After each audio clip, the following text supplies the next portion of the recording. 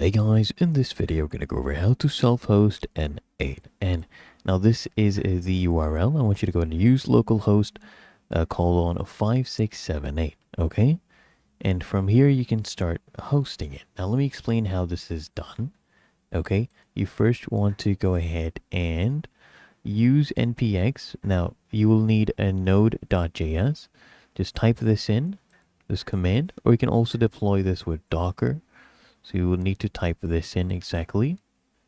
Okay. Go to the editor, type it in, and you can basically start running and self-hosting N8N. Okay. And then you can start beginning your integrations with all your chat models. Okay. And all of the connections with the respective APIs. But otherwise, it's really that easy and simple. If you found this helpful, make sure you smash that like button and subscribe to frequently asked questions.